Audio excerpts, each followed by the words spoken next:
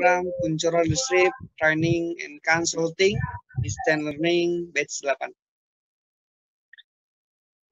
Sedikit pengantar, teman-teman perlu diketahui KLTC ialah sebuah lembaga pengembangan dan pelatihan sumber daya manusia.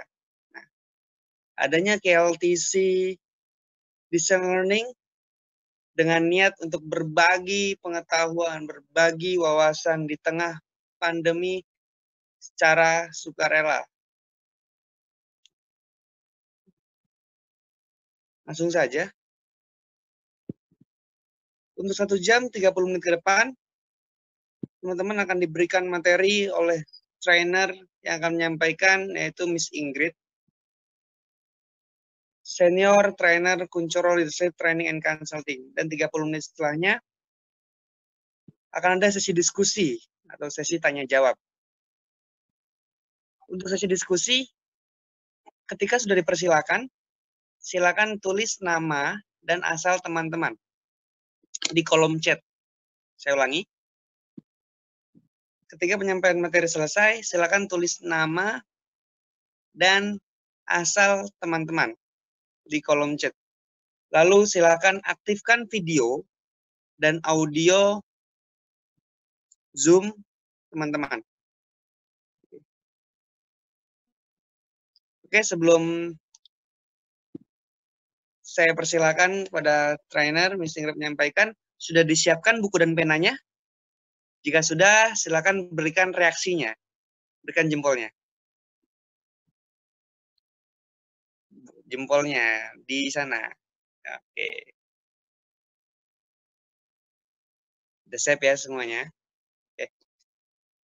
Langsung saja saya panggilkan pada Miss Ingrid. Saya persilakan. Oke. Assalamualaikum warahmatullahi wabarakatuh. Selamat pagi semuanya. Salam sehat dan bahagia untuk kita semua. Senang sekali pada pagi ini kita akan belajar tentang Ho'oponopono Method. Nah, apa sih Ho'oponopono Method ini? Ini adalah salah satu jalan untuk meraih kebahagiaan yang berasal dari tradisi Hawaii. Nah, sebelum nanti kita lanjut pada materi inti, izinkan saya untuk memperkenalkan diri terlebih dahulu. Jadi, seperti yang dikenalkan oleh Coach Fajar, teman-teman bisa panggil saya Miss Ingrid Putri, bisa panggil Ingrid aja. Alhamdulillah, di KLTC sendiri saya diamanahkan sebagai senior trainer, dan belakangan saya konsul dalam bidang meditasi dan juga energi healing, yaitu energi in the power quantum. Nah, karena waktunya juga sudah semakin mepet, nanti kita akan lebih jauh membahas tentang Ho'oponopono sendiri yang masuk dalam bagian daripada meditasi. Oke, saya akan menjelaskan bahwa certified atau lisensi yang saya dapat sebelumnya itu berasal dari beberapa instansi yang dijembatani oleh Kuncoro Leadership Training and Consulting. Baik, selanjutnya kita akan mengetahui lebih jauh lagi tentang apa itu Ho'oponopono. Ho'oponopono itu adalah salah satu meditasi Hawaii yang mana dahulu orang Hawaii kuno menjadikan Ho'oponopono ini sebagai sebuah cara, sebuah medium untuk resolusi konflik. Sebenarnya Ho'oponopono ini adalah sebuah teknik yang sangat sederhana, tapi efeknya begitu luar biasa. Kenapa begitu? Karena orang Hawaii menganggap bahwa Ho'oponopono ini adalah sebuah proses, sebuah jalan untuk pengampunan, terus kemudian perubahan, yang mana itu didapat dari buah hasil refleksi, dari buah hasil meditasi. Nah, ini perlu belajar, perlu sekali untuk belajar dan butuh waktu. Orang Hawaii bilang bahwa ketika seseorang memiliki sebuah permasalahan atau konflik, baik di dalam diri maupun yang berasal dari luar diri, maka kemudian terkadang pikiran-pikiran itu mengendap. Dan ketika itu sudah menjadi endapan, tidak jarang itu menjadi sebuah bom waktu. Dan ketika menjadi bom waktu, maka seseorang bisa saja mengalami ketidakseimbangan, entah dalam bentuk penyakit atau sensasi-sensasi yang lain. Orang Hawaii kuno dulu bilang seperti ini, ketika seseorang memiliki masalah, maka permasalahannya itu ibarat mengurai jaring. Jadi menyelesaikan masalah itu ibarat mengurai jaring, yang mana memerlukan waktu, butuh effort dan tenaga, dan tentu prosesnya nggak bisa cepat dan instan. Dan kadang seseorang yang sedang dalam proses menyelesaikan masalah itu juga terjangkit oleh rasa bosan, terjerat oleh pikiran-pikirannya sendiri. Dan kalau orang tersebut tidak mampu untuk menetralkan pikirannya, maka kemudian bukannya solusi yang didapat, justru sebuah penyakit. Nah, tadi saya bilang di awal bahwa Ho'oponopono ini adalah salah satu bentuk meditasi begitu ya. Kalau teman-teman baca di slide, meditasi itu adalah sebuah jalan untuk meningkatkan kesadaran, jalan introspeksi diri, jalan perubahan, jalan ketenangan, dan jalan untuk mampu berkomunikasi dengan alam. Nah, teman-teman mesti paham nih, meditasi adalah sesuatu untuk membangun sebuah kesadaran. Ketika kita meditasi, maka artinya kita berjalan ke dalam, berjalan untuk melihat diri. Kalau biasanya kecenderungannya orang saat memiliki masalah, dia akan mencari jawabannya keluar. Apa maksud mencari jawabannya keluar? Yakni bertanya pada orang lain, bagaimana cara solusinya, terus bagaimana atau apa yang harus dia lakukan dan lain-lain. Padahal ketika seseorang memiliki masalah, alangkah baiknya itu adalah justru mencari ke dalam karena diri yang paling tahu titik persoalan itu bagaimana kelemahan diri dan bagaimana diri itu bisa menghadapinya. Lalu lanjut lagi tentang Ho'oponopono itu sendiri. Apa arti daripada Ho'o dan Ponopono? Ho'o itu bisa diartikan sebagai menyebabkan dan Ponopono bisa diartikan sebagai kesempurnaan. Jadi secara sederhana arti daripada Ho'oponopono ini adalah membetulkan atau meralat sebuah kekeliruan. Kekeliruan yang bagaimana? Kekeliruan dalam berpikir. Kecenderungannya seperti yang tadi saya katakan, ketika orang sedang dalam tekanan yang tinggi, maka dia tidak bisa berpikir netral.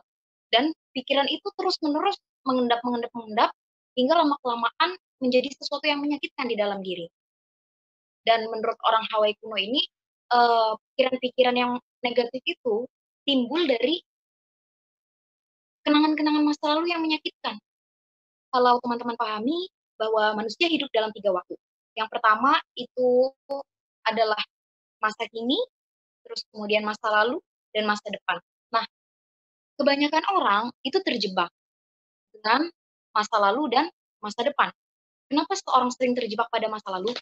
Bisa jadi dia belum mampu untuk menerima dan menyelesaikan apa yang terjadi di dalam diri, sehingga sangat sulit sekali untuk berjalan ke depan. Yang ada di dalam dirinya bawaannya hanya perasaan sakit, sakit, dan sakit. Begitu juga orang yang terjerembab pada pikiran masa depan. Selalu cemas, khawatir, berpikir bagaimana kemudian masa depan nanti apakah sesuai dengan keinginan atau harapannya. Maka dari itu, meditasi Ho'oponopono ini adalah sesuatu yang sangat efektif dan bisa digunakan, bisa dipraktekkan oleh siapapun dengan tekniknya yang sederhana, dan nanti kita akan lebih jauh lagi membahas ini. Selanjutnya, kita akan mengulas sejarah dari Ho'oponopono itu sendiri. Tadi sudah dijelaskan di awal bahwa ini adalah salah satu warisan budaya orang Hawaii, yang mana mereka adalah keturunan orang Polinesia ya. Dulu masyarakat Hawaii ini menjadikan Ho'oponopono sebagai alat resolusi konflik. Ibaratkan sebuah rumah yang penuh debu, maka kemudian memerlukan alat entah berupa sapu ataupun kemoceng untuk membersihkan debu itu, maka kemudian Ho'oponopono ini juga tidak lain sebagai medium atau sebagai alat untuk membersihkan diri kita, membersihkan diri dari pikiran-pikiran yang negatif, dan melepaskan kita dari ikatan yang menjerembab, sehingga kita menjadi manusia yang tidak meaningful dan tidak menjadi fully functioning person. Nah, Dokter Caroline dulu waktu bekerja menjadi seorang dokter di sebuah rumah sakit di Hawaii, itu menemukan pasien yang kondisinya begitu parah gitu ya. Pasiennya mengidap penyakit mental dan kemudian keadaannya pada waktu itu diikat diikat oleh, tali gitu, diikat oleh tali atau rantai, agar dia tidak bisa melakukan apapun. Mungkin kalau di Indonesia seperti halnya dipatung. Dan kondisinya juga waktu itu banyak para tenaga medis dan psikiater yang mengundurkan diri pada akhirnya karena merasa frustasi dalam menyembuhkan atau melayani pasien-pasiennya yang mengidap penyakit mental itu. Namun Dokter Helen ini tidak patah semangat begitu. Dia mencari cara bagaimana agar kemudian pasien-pasiennya tetap bisa sembuh, tapi dengan tidak mengorbankan dirinya. Maka akhirnya Dokter Helen memilih Ho'oponopono sebagai cara. Nah, Ho'oponopono ini juga bisa dijadikan sebagai, alat pencarian identitas. Bagaimana caranya? Yang dilakukan oleh Dokter Helen pada waktu itu adalah bagaimana ia sebagai seorang dokter memiliki tanggung jawab penuh untuk mengobati pasiennya sekalipun dengan sumber daya yang terbatas, maka dia mengambil alih tanggung jawab kehidupan dari pasiennya itu dengan mempraktekkan Ho'oponopono itu. Teman-teman, nanti ketika sudah mengetahui bahwa Ho'oponopono itu adalah ini, dan ini, pasti teman-teman akan merasa bahwa, "Oh ternyata ini," gitu. Dan pada waktu itu Dokter Helen akhirnya berhasil menyembuhkan seluruh pasiennya tanpa menyentuh dan tanpa melihat pasiennya secara langsung. Karena beliau mempraktekkan Ho'oponopono dengan niat bahwa dengan melakukan ini, maka saya mengambil alih tanggung jawab pasien untuk mengobati segala luka batin yang dialami oleh pasien-pasiennya, gitu. Oke, di slide selanjutnya itu dijelaskan apa isi daripada Ho'oponopono itu sendiri. Yang pertama ada I'm sorry, yang kedua ada please forgive me, maafkan aku, yang ketiga ada I thank you, dan yang keempat ada I love you. Ya, Ho'oponopono sesimpel itu. I'm sorry, aku menyesal. Please forgive me, aku meminta maaf. I thank you, aku berterima kasih, and I love you, aku cinta kamu. Nah, seringnya mungkin kita familiar ya dengan kata-kata ini.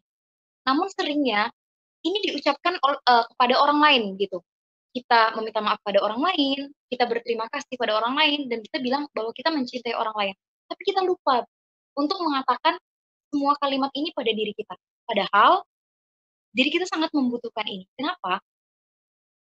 Kita akan bedah dari kalimat pertama, I'm sorry. Ini adalah kalimat yang membentuk, apa namanya, sebagai bentuk buah kesadaran. Kesadaran apa? Kesadaran bahwa ya hari ini barangkali kita sedang tidak baik-baik saja, atau hari ini barangkali kita sedang merasa diri kita tersakiti, entah oleh siapapun, baik itu oleh diri kita sendiri maupun oleh orang lain. Yang kedua, permintaan maaf, forgive me, please forgive me. Itu adalah bentuk penyesalan yang mana sudah melalui proses penyadaran bahwa sesuatu yang terjadi pada saya, itu adalah terjadi untuk saya dan kepada saya, bukan hanya kepada saya. Dan I thank you, itu adalah kalimat terima kasih yang sebenarnya substansinya adalah rasa syukur. Rasa syukur terhadap apapun kondisi yang dialami saat itu. Karena biar bagaimanapun, terkadang ketika seseorang mengalami sebuah permasalahan, maka ia menjadi irasional dan tidak sadar bahwa dirinya sudah mampu bertahan dan sekuat ini menjalani segala sesuatu yang sudah pernah terjadi. Dan yang terakhir adalah I love you.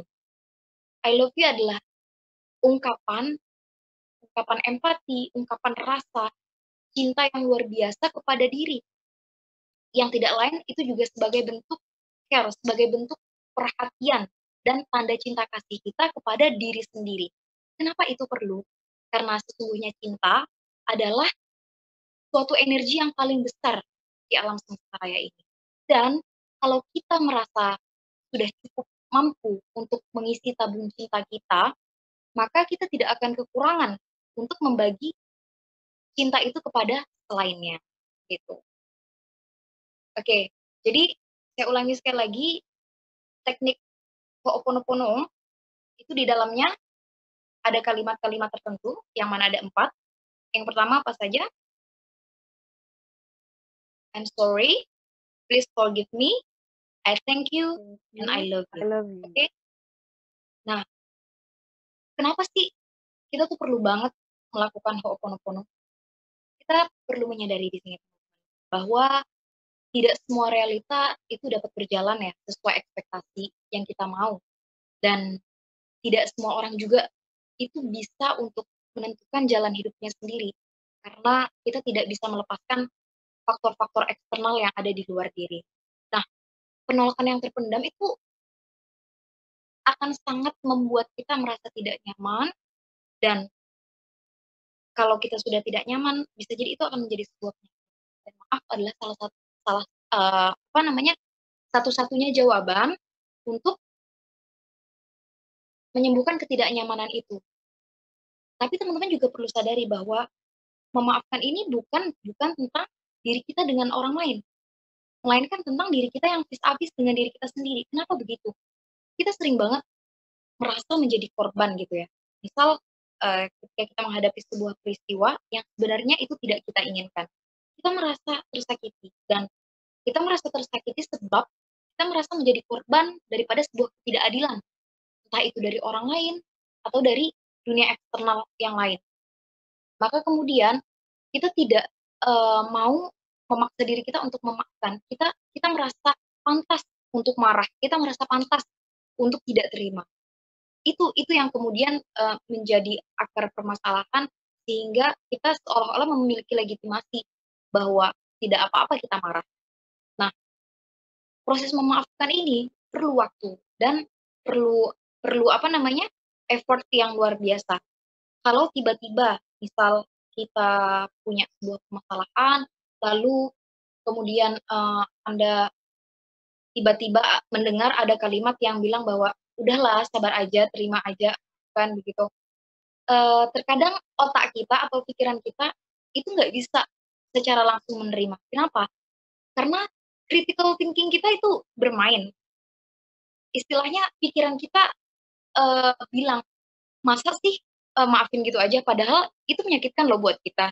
Nah, untuk masuk pada tahap bisa memaafkan, maka kemudian ada proses-proses terlebih dahulu. Yang pertama, itu adalah tentunya menyadari secara utuh dan penuh bahwa sesuatu yang terjadi itu adalah pastinya dengan makna gitu, bukan bukan sesuatu yang terjadi sia-sia begitu saja. Dan teman-teman juga perlu sadari di sini, kita sebagai manusia itu tentu punya proses belajar dari pengalaman-pengalaman yang sudah terjadi. Tidak jarang lingkungan pada akhirnya membentuk kita menjadi seseorang yang katakanlah susah untuk memaafkan, tapi justru mudah sakit hati, dan semacamnya. Kenapa begitu? Realitas daripada lingkungan yang mengajarkan demikian itu tidak lain adalah hasil daripada akumulasi memori yang ada di alam semesta raya ini, yang mana itu terus terakses, dan kalau kita tidak merilis itu, kita tidak mengambil tanggung jawab penuh untuk menyelesaikan dan mengambil tanggung jawab pada diri kita, pada kehidupan itu sendiri, maka kemudian ya kita terus akan menjadi korban. Kita akan terus merasa bahwa diri kita adalah yang paling salah, yang paling, apa namanya, yang paling dikorbankan begitu. Maka dari itu, kita juga perlu menyadari bahwa manusia itu sebenarnya punya yang namanya self defense mechanism. Nah, apa itu self defense mechanism? Self defense mechanism adalah, mekanisme pertahanan diri ya. Ini adalah, teorinya Freud. Jadi, ketika seseorang memiliki atau sedang menghadapi sebuah persoalan, maka kecenderungannya sikap-sikap ini yang akan muncul, tergantung dari bagaimana proses belajar orang tersebut. Yang pertama ada displacement.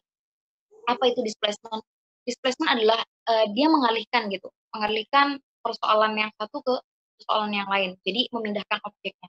Ada juga proyeksi, jadi memproyeksikan ke orang lain, bilang bahwa itu dia yang salah, padahal dia sadar bahwa itu adalah kesalahan saya gitu.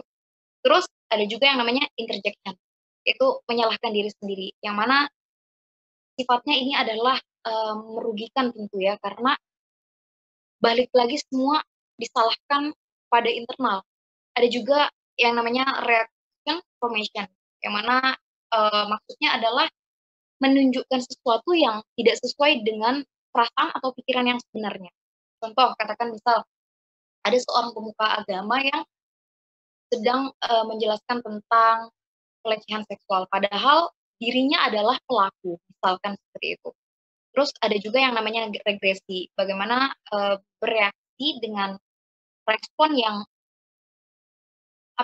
kurang dewasa begitu, memberikan respon tidak sesuai dengan usia pada umumnya, dengan usia yang memang sesuai dengan usianya begitu. Ada juga represi. Nah, represi ini sering banget terjadi. Jadi orang yang menghadapi sebuah permasalahan tapi selalu ditekan, entah itu dibawa tidur, entah itu dibawa main atau dibawa kerja, nugas dan lain sebagainya demi untuk menekan segala segala persoalan yang sebenarnya itu sedang dihadapi gitu. Terus ada juga yang namanya sublimasi. Jadi menyublimkan pikiran atau perasaan pada objek atau sesuatu yang lain. Dan yang terakhir itu ada fixation, di mana ini menjadi ketergantungan gitu ya. Ketergantungan pada sesuatu yang sebenarnya itu kurang tepat. Contoh, ketika dia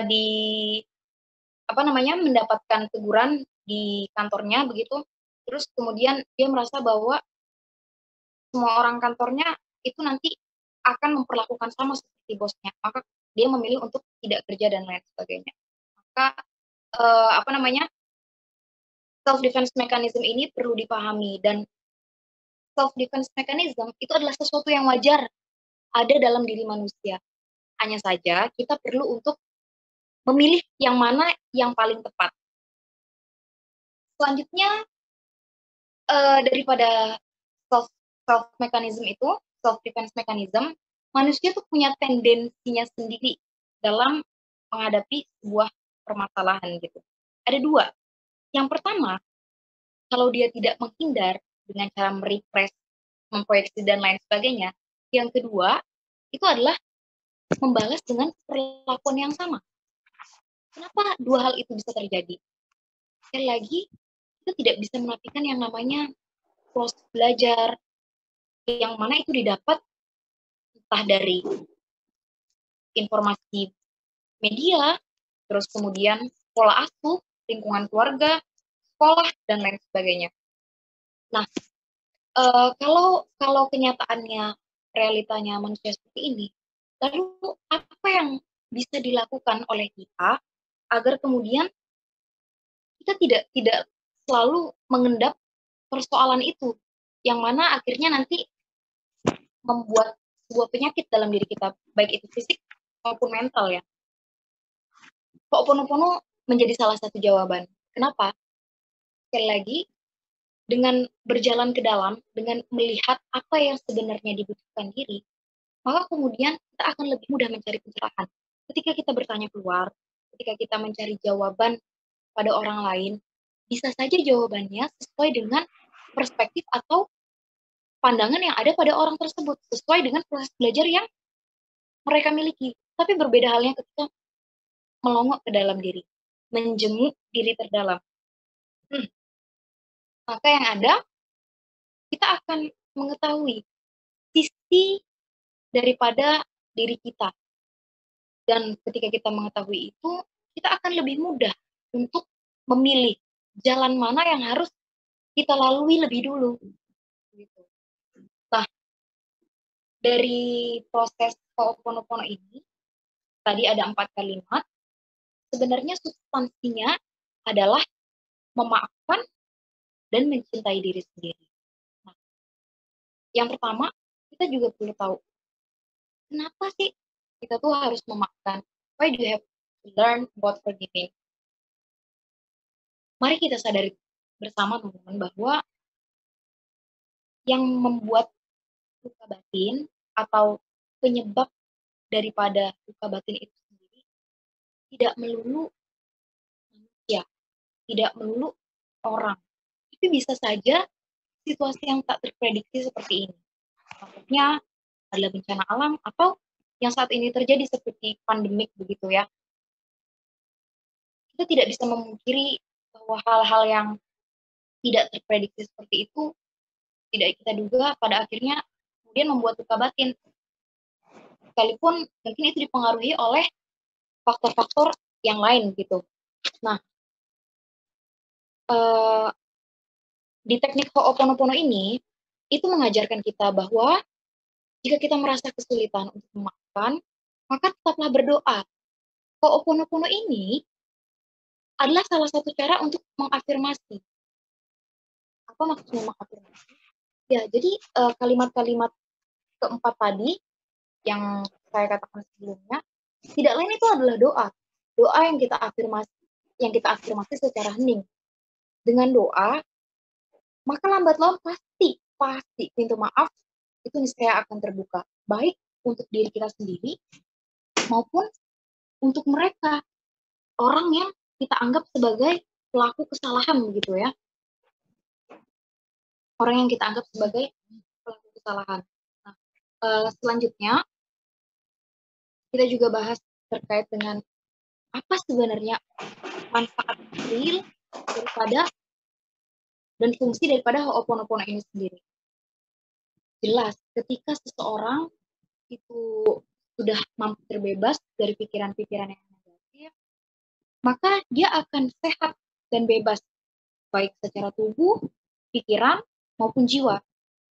Dan orang yang sehat, baik secara lahir maupun batin, dia akan mampu menikmati situasi keselarasan dan punya kesejahteraan psikologis yang tinggi.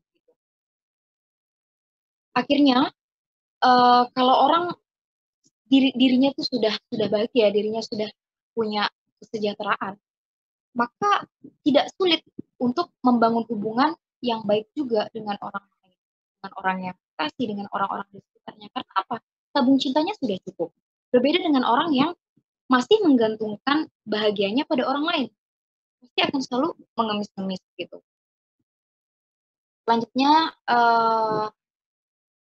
tadi saya katakan bahwa ketika kita sedang menghadapi sebuah permasalahan, kita tidak bisa langsung gitu aja memaafkan. Nah, kenapa? Karena memaafkan juga perlu proses. Ada 4 proses memaafkan. Yang pertama itu ada uncovering, di mana saat itu kita menyadari bahwa kita sedang tidak baik-baik saja. Kita menyadari sepenuhnya bahwa diri ini mungkin sedang tersakiti. Diri ini sedang merasa tidak nyaman. Diri ini sedang merasa bahwa ada sebuah ketidakadilan yang terjadi, misal seperti itu. Sadari itu secara utuh dan penuh. Sadari saja dulu. Lalu yang kedua, baru kemudian menyadari lebih dalam, menyadari lebih jauh bahwa sesuatu yang terjadi itu pasti punya makna dan pesannya sendiri. Dan saat itulah di mana kita memilih untuk memilih untuk memaafkan atau memilih untuk menolak itu. Karena semuanya tentu punya konsekuensi, bukan? Kalau kita memilih memaafkan, maka jalan apa yang selanjutnya kita tuju, dan kalau kita memilih untuk menolak, pasti ada reaksi sendiri dari diri kita. Oleh karenanya, pertimbangan atau decision untuk memutuskan ini itu benar-benar menjadi titik poin di mana nantinya kita akan berubah atau tidak. Maaf itu akan bekerja atau tidak.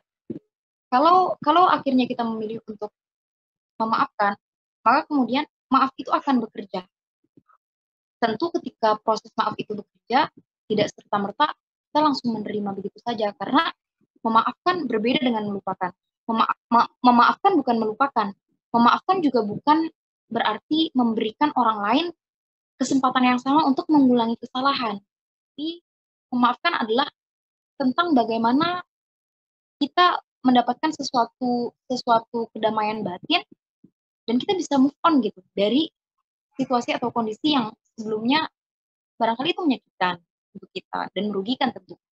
Dan yang terakhir itu ada outcome atau deepening. Jadi kalau kita sudah sampai dan proses pemaafan itu sudah bekerja, nanti kita perlu untuk terus mengulang itu agar maafnya benar-benar 100%. Kadang luka batin karena itu tidak kelihatan, tidak kentara seperti luka fisik, maka proses pemaafannya juga perlu berulang-ulang agar apa? Agar tujuan yang benar-benar kita inginkan itu bisa tercapai. Dan sekali lagi, memaafkan itu bukan tentang sesuatu yang berpengaruh pada orang lain, tapi itu bekerja untuk diri kita sendiri, mendapatkan kesejahteraan psikologis. Oke, saya ada sebuah worksheet. Ini akan membantu teman-teman untuk melakukan forgiveness therapy. Teman-teman bisa untuk menyiapkan sebuah kertas atau buku dan pena. Oke, kalau sudah, silahkan berikan saya tanda dengan mengangkat jempolnya.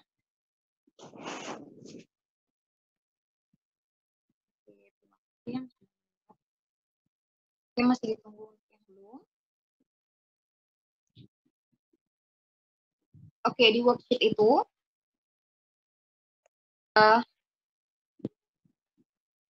ada penjelasan tentang step-step daripada forgiveness therapy. Oke, ada penjelasan tentang cara-cara untuk forgiveness therapy. Silakan pasang step teman-teman terlebih dahulu. Fokuskan dan pusatkan perhatian hanya pada diri Anda. Kalau sudah fokus, coba silahkan atur nafas. Tarik nafas secara perlahan, lewat hidung dan buang secara perlahan. Oke, niatkan bahwa dengan worksheet ini kita akan melakukan sebuah aktivitas untuk memaafkan. Proses memaafkan. Ya, jika sudah, silahkan Anda tuliskan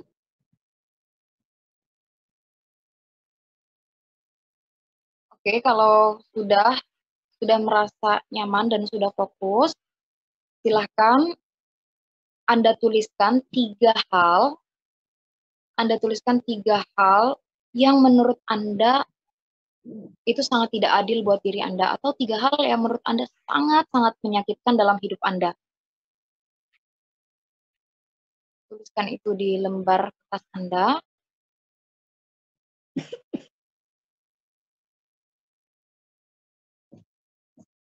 Tiga hal yang paling Anda merasa bahwa itu tidak adil dan menyakitkan untuk Anda.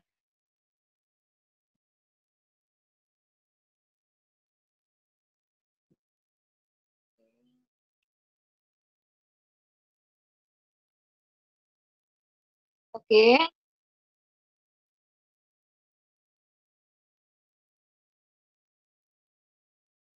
Jika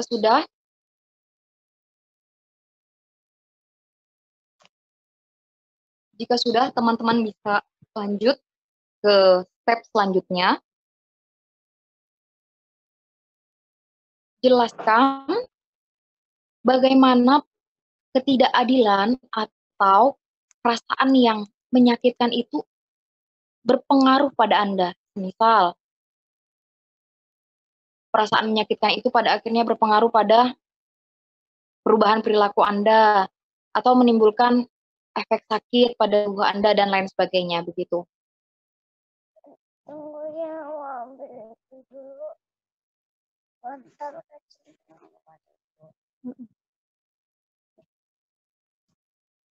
Oke.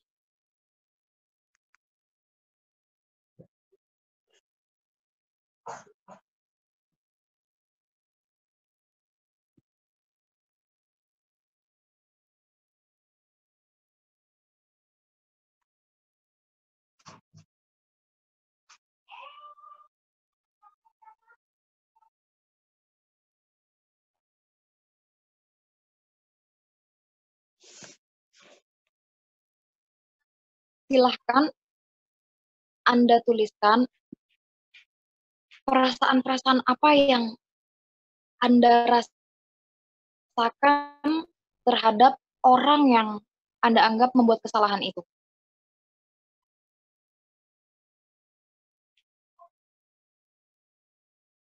Dan perasaan-perasaan yang mana itu mewakili diri Anda terhadap orang yang Anda anggap berbuat kesalahan.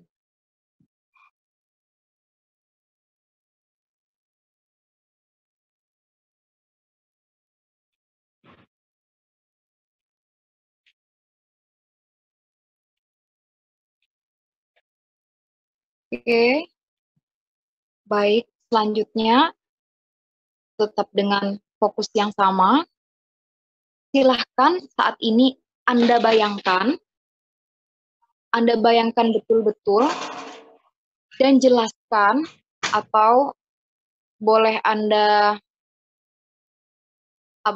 deskripsikan bagaimana Anda bisa bertumbuh berkat dari ketidakadilan atau rasa sakit yang Anda rasakan atau yang Anda alami.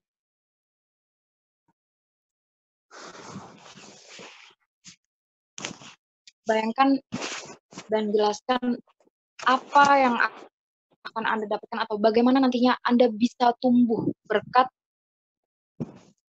pengalaman menyakitkan yang Anda rasakan.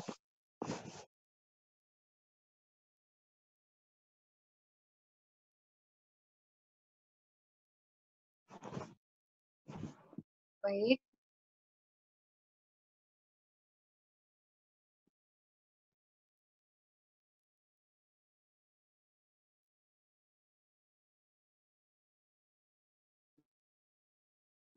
Kalau teman-teman sudah menyelesaikan aktivitasnya, silakan teman-teman tarik nafas yang panjang.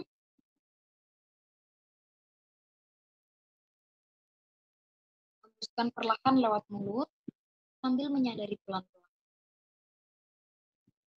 bahwa jalan mana yang akan Anda pilih. Memakan atau tetap ingin mempertahankan sikap Anda untuk marah atau merasa benar.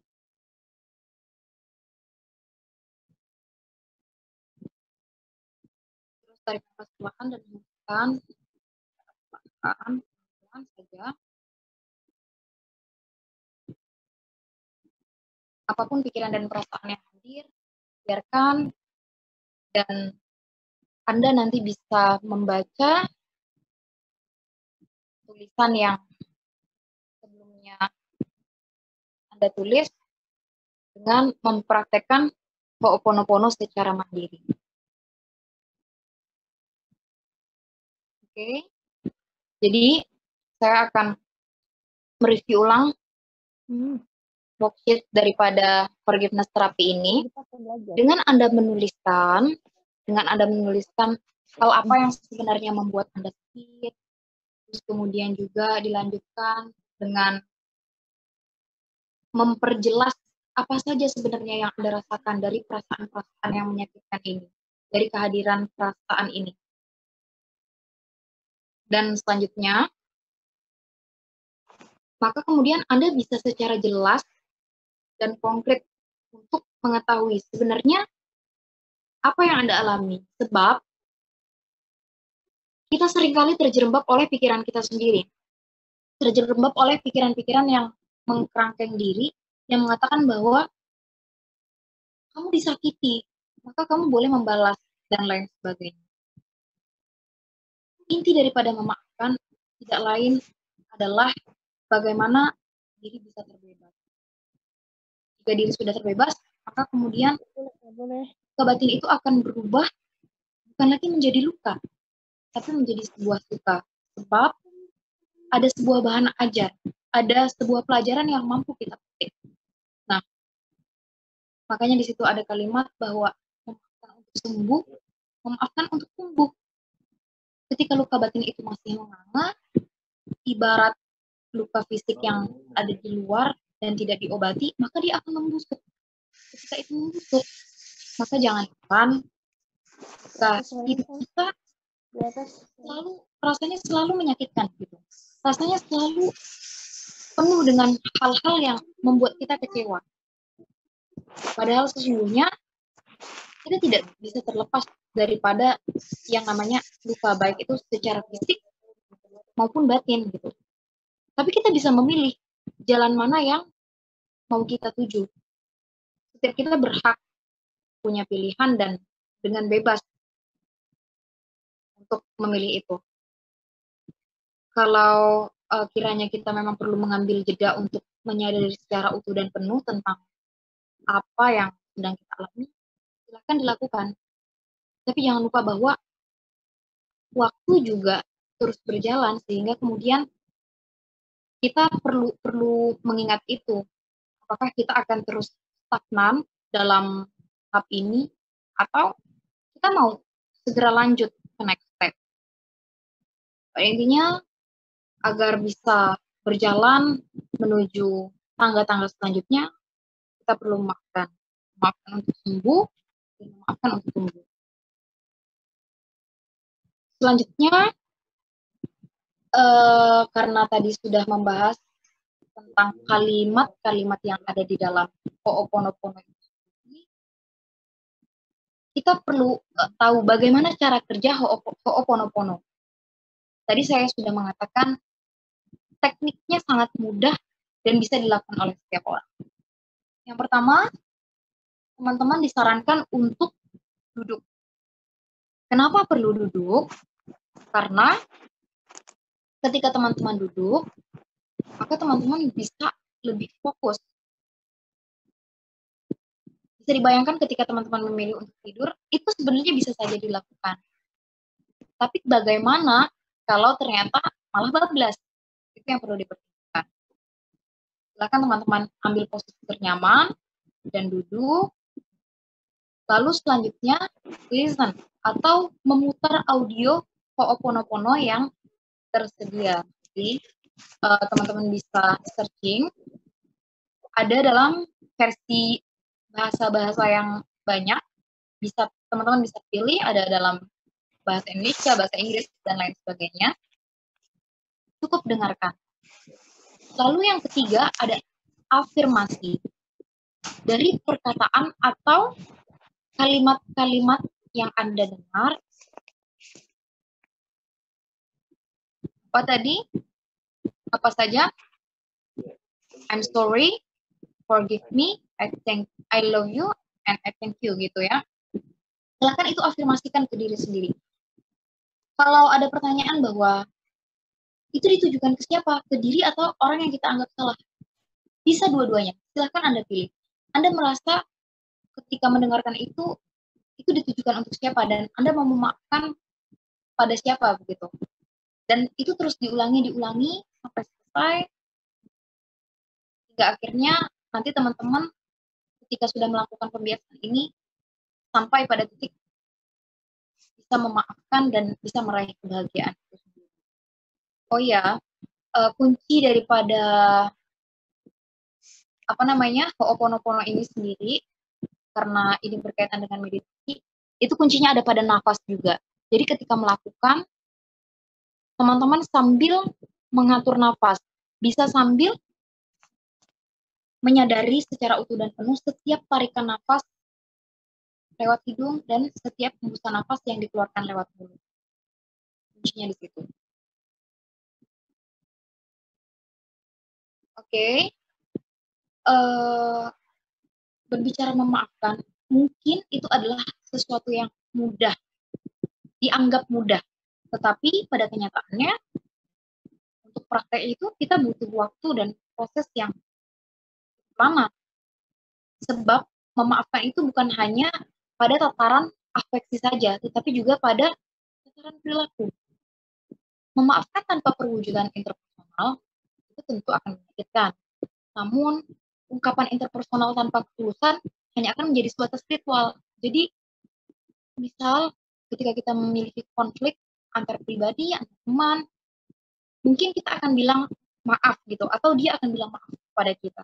Namun, ketika itu hanya menjadi sebatas ritual tanpa ketulusan yang benar-benar, maka itu hanya sekedar formalitas saja, dan kata maaf itu hanya sebatas tulisan, belum sampai pada tahapan perilaku.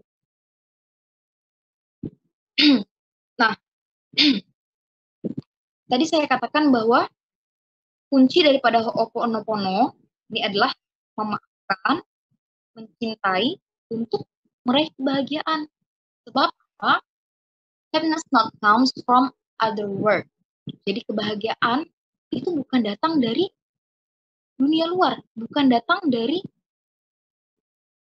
orang lain, but made by inner world.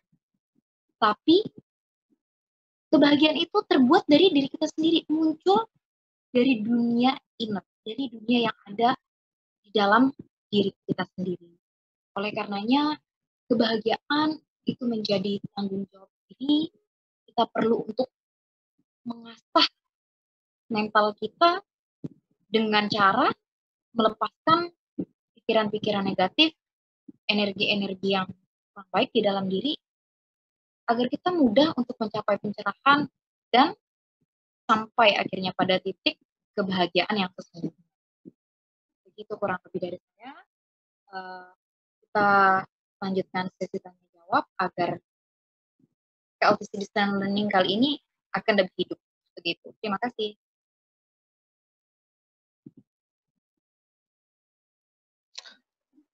Wah, terima kasih Miss pembahasannya. Menarik ya teman-teman. Oke. Miss, berarti metode Ho'oponopono ini bukan hanya untuk diri sendiri ya. Bisa kita gunakan juga untuk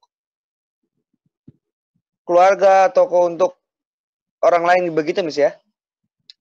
Iya, sangat bisa. Karena juga dulu pada awalnya orang Hawaii ini menggunakan Ho'oponopono untuk menyelesaikan konflik-konflik di dalam keluarga salah satunya.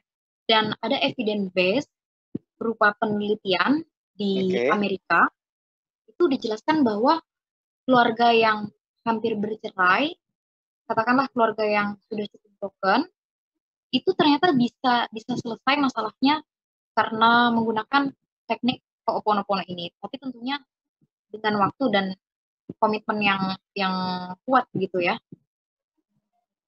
Oke. Miss, menarik nih Miss. Saya pernah baca kasus dan sering juga teman-teman tuh cerita Miss. Nah, tadi juga saya mungkin sebagian orang, teman-teman juga baru tahu bagaimana cara bekerja Ho'oponopono ini. Nah, bagaimana Miss? Misalnya, ketika kita sudah berusaha memaafkan, namun seringkali kejadian-kejadian yang memalukan, kejadian-kejadian yang menyakitkan, itu seringkali muncul di pikiran, Miss. Dan nyatanya beberapa menit itu sering down lagi, Miss. Teman-teman mungkin sering ya mengalami seperti itu ya? Atau mungkin pernah? Nah, bagaimana Miss untuk menanganinya agar tidak terjadi untuk terpanggil lagi hal-hal yang mempermalukan atau menyakitkan itu? Ya. Terima kasih, Miss. Jadi manusia itu kan punya beberapa pikiran ya. Mungkin yang sering atau familiar didengar itu ada dua, pikiran sadar dan pikiran bawah sadar. Nah, ketika persoalan-persoalan itu masih sering muncul, maka bisa jadi memaafkannya belum 100%. Jadi masih dalam tataran pikiran sadar saja yang memaafkan, sedangkan memori yang berada di pikiran bawah sadar itu belum terselesaikan. Nah, itu yang perlu untuk diselesaikan. Makanya tadi ada kalimat bahwa jika merasa sulit untuk memaafkan, maka tetaplah berdoa. Niscaya dengan doa itu pintu maaf akan terbuka, baik untuk mereka ataupun untuk diri sendiri. Dan yang dimaksud dengan doa itu tidak lain adalah kalimat-kalimat yang ada di dalam Ho'oponopono itu. Gitu. Oke, baik Miss. Oke teman-teman, setelah ini kita akan masuk ke sesi tanya jawab, akan ada sesi diskusi. Silakan teman-teman yang ingin bertanya, tuliskan nama teman-teman dan asal, nanti akan saya persilakan. Oh iya, Nanti setelah proses belajar kita selesai, silakan screenshot atau tengah-tengah ntar di screenshot. Seperti biasanya, tuliskan insight. Berikan insight teman-teman apa yang didapat dari penyampaian Miss Ingrid atau dari insight-insight ketika kita diskusi, itu silakan dituliskan dan berikan apresiasi ke teman-teman melalui media IG story teman-teman sendiri. Dan tentunya silakan tag IG @kuncerleadership, IG Miss Ingrid, boleh juga IG saya. Oke? Berarti pahami ya? Oke. Silakan teman-teman yang ingin bertanya. Dipersilakan.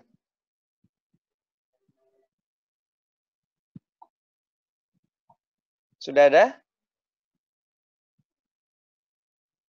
Tuliskan nama dan alamat teman-teman.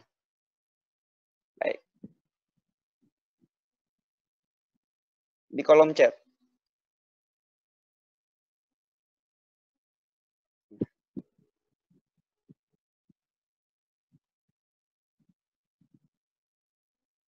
Baik. Saya ulangi. Teman-teman silakan. Oke, bagus. Oke, saya persilakan Hilmi Mudrikoh dari Probolinggo, Jawa Timur. Silakan aktifkan videonya dan audionya. Oke, Assalamualaikum warahmatullahi wabarakatuh. Waalaikumsalam warahmatullahi wabarakatuh. Saya Hilmi dari Jawa Timur, akan menanyakan bagaimana jika kita mengalami introjection atau sering menyalahkan diri kita sendiri, dan bagaimana kita tahu bahwasanya kita sudah mendapat afirmasi oleh diri kita sendiri, bahwasanya kita sudah memaafkan, kayak gitu, Coach. Baik. Oke, baik. Silakan. Silakan Miss Ingrid. Pertama, tadi pertanyaannya bagaimana kalau yang terjadi adalah menyalahkan diri sendiri terus gitu ya. Terkadang kita menyalahkan karena kita tidak memiliki kemampuan untuk menyadari bahwa itu adalah sebuah kesalahan yang realistisnya terjadi karena siapa gitu. Kalau itu memang terjadi bukan karena kita, maka sadari secara utuh bahwa itu memang karena orang lain, atau bisa juga interjection itu terjadi sebab kita merasa bahwa diri itu selalu inferior, diri itu selalu rendah, diri itu selalu tidak mampu atau belum mampu untuk memuaskan ego, untuk memuaskan segala yang ingin dicapai oleh diri. Padahal sebenarnya kalau kata Frankl, tugas utama manusia itu bukan mencari kesenangan gitu atau menghindari kesedihan, melainkan mencari makna di balik itu. Maksudnya apa? Ketika terjadi sebuah kesalahan, apalagi itu yang tidak kita inginkan gitu ya, maka kemudian kita tidak bisa menafikan bahwa belum tentu itu 100% diri yang bersalah. Boleh jadi ada campur tangan orang lain, dan kita perlu menyadari secara utuh dan penuh. Makanya tadi saya bilang, saya katakan kita tidak bisa langsung sampai pada titik maaf, karena menyadari secara utuh dan penuh itu akan membuat pikiran kita terbuka tentang gap yang ada begitu. Contoh, misal Mbak Hilmi menyalahkan itu case-nya apa? Boleh saya tahu?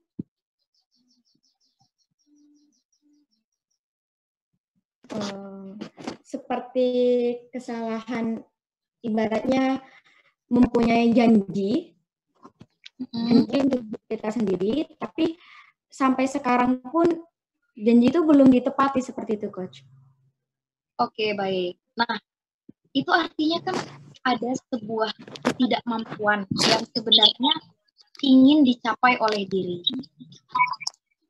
Kalau kayak gitu, artinya kita perlu mencari gapnya.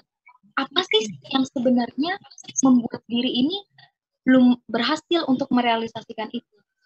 Kalau kita tahu gapnya apa, maka kemudian kita bisa menentukan apa yang harus kita lakukan. Tetapi kalau kita berfokus hanya memikirkan dan menyalahkan diri sendiri sebab janji itu tidak mampu kita tepati, padahal itu yang buat adalah diri sendiri, maka yang terjadi adalah introjection. Oke. Dan selanjutnya, bagaimana kita tahu bahwa kita sudah benar-benar memaafkan? Mudah saja. Jika kita sudah tidak mengeluarkan sensasi yang baik itu berupa fisik maupun mental ya, ketika ada stimulus yang men-trigger tentang kesalahan di masa lalu, maka saat itulah kita sudah sampai pada titik memaafkan. Tapi tentu memaafkan yang 100%, memaafkan yang benar-benar memaafkan itu perlu proses dan waktu. Oleh karenanya perlu untuk dilatih agar bisa totalitas lah.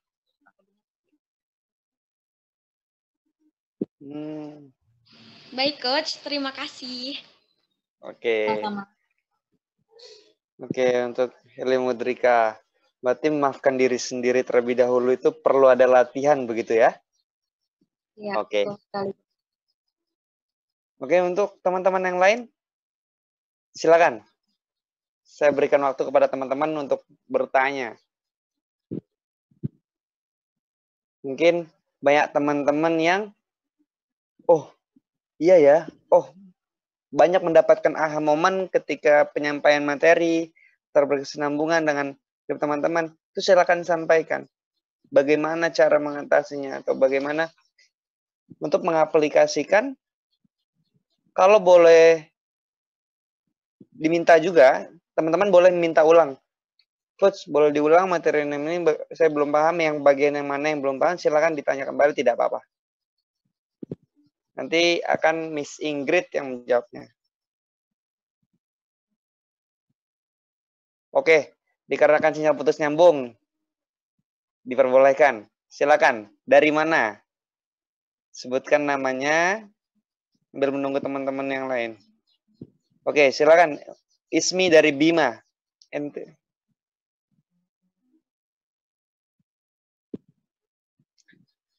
Ya, teman-teman.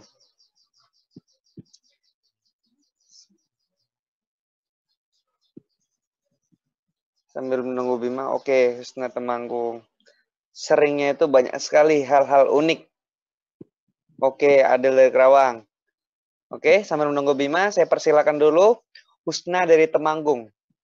Silakan. Nah, bagus sekali. Husna Temanggung, silakan nyalakan video dan audionya. Oke, ya, silakan perkencang lagi suaranya. Kencangan. Oke, Coach mau tanya. Oke, silakan. Untuk teknik yang tadi, kalau misalkan digunakan untuk hal lain, misalnya gini, belajar untuk menghargai orang lain, menghormati orang lain, kayak gitu bisa nggak?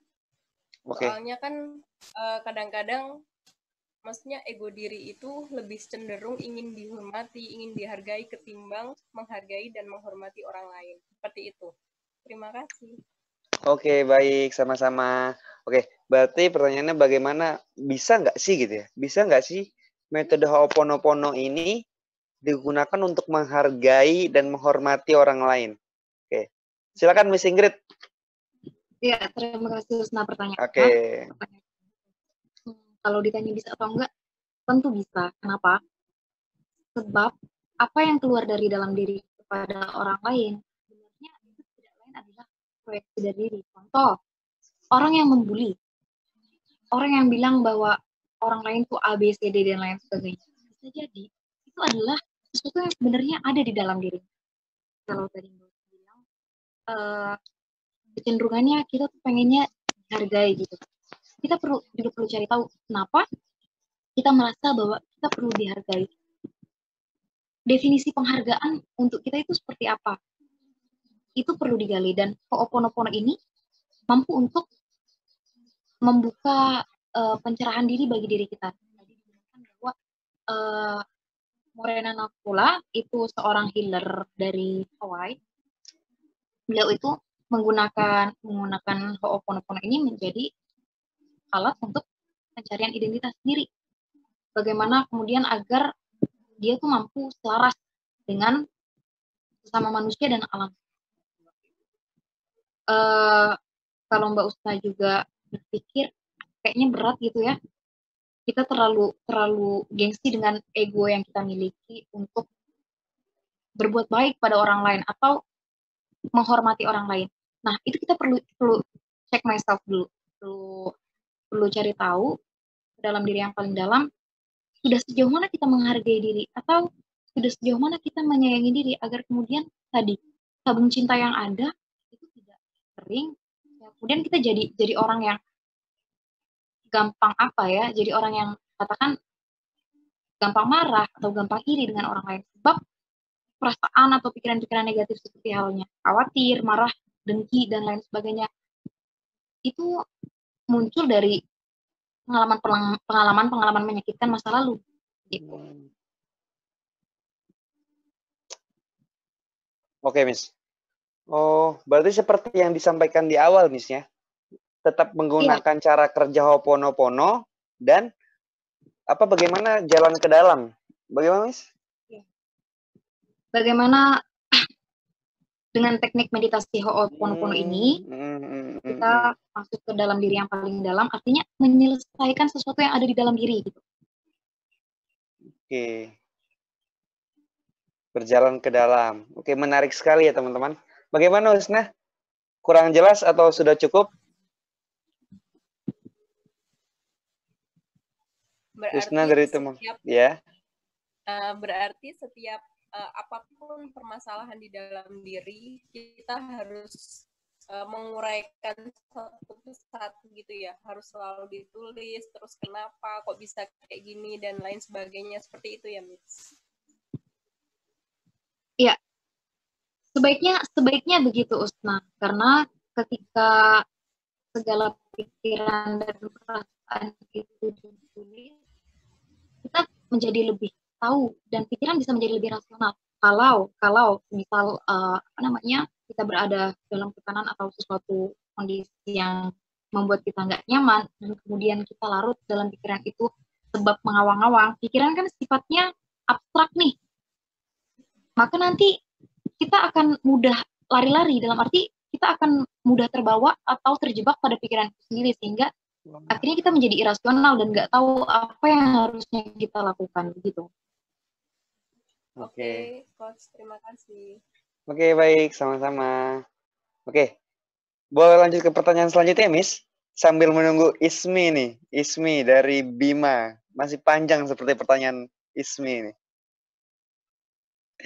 Oke, dikarenakan Ismi dari Bima belum selesai nulis pertanyaannya, mungkin dikarenakan sinyal juga, saya persilakan Adel dari Karawang. Silakan, nyalakan video dan audionya. Wah, jauh-jauh ya. Menarik, Jawa Timur, Karawang. Oke, silakan. Selamat siang, Coach Ingrid sama Kak Fajar. Boleh dinyalakan video dan audionya? Kalau videonya nggak apa-apa nggak kalau nggak dinyalain? Soalnya lagi ini. Jadi audionya aja nggak apa-apa ya?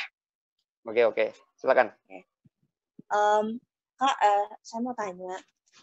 Kita tuh kan seringkali merasa ada perasaan-perasaan tidak nyaman seperti atau punya karakter yang overthinking gitu. Jadi semua hal itu bisa dipikirkan dan kepala tuh nggak berhenti bergerak untuk terus berpikir gitu. Nah, apakah metode ini bisa bisa membantu untuk minimal merilis atau mengurangi perilaku itu, dan mungkin bisa dari metode ini, atau menurut Coach Ingrid kira-kira gimana ya kalau kita tuh ya intinya kita tuh adalah orang yang sangat-sangat overthinking gitu, karena kadang mungkin kan kalau misalnya tadi diceritakan bahwa metode ini bisa dipakai untuk berjalan ke dalam, kemudian bisa bertanya dan berpikir banyak hal gitu. Nah, tapi kadang-kadang ketika sudah mencoba bertanya kepada diri sendiri dan lain-lain, nah overthinking itu tuh jadi kayak kita tuh malah semakin dalam gitu. Jadi ketika bertanya kepada diri sendiri, tapi ujung-ujungnya tuh malah overthinking gitu. Intinya kayak gitu. Jadi apakah misalnya metode ini itu bisa membantu mengarahkan kita untuk memplot-plot pikiran mana nih yang harus dipikirkan, atau gimana nih kalau menurut Mbak Ingrid untuk mengurangi perasaan itu? Terima kasih. Oke, baik, sama-sama. Silakan Miss Ingrid. Oke, terima kasih Adel pertanyaannya. Pertanyaannya bisa atau enggak lagi ya? Bisa. Kenapa? Karena dalam melakukan praktek ini, praktek Ho'oponopono, kita sebenarnya dibawa dalam kondisi mindful, yaitu here and now, sadar utuh hadir penuh bahwa kita hidup saat ini di sini gitu. Jadi hanya pada saat itu. Dan kalimat-kalimat tadi, please forgive me, I'm sorry, thank you and I love you.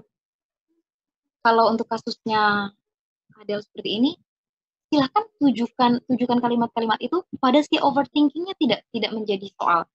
Artinya sadari secara utuh dan penuh bahwa mungkin kita nggak nyaman ya ketika berpikir overthinking, tapi kita juga perlu menyadari bahwa barangkali dengan overthinking itu juga kita sampai pada titik di mana Adele itu berada pada saat ini, begitu Del.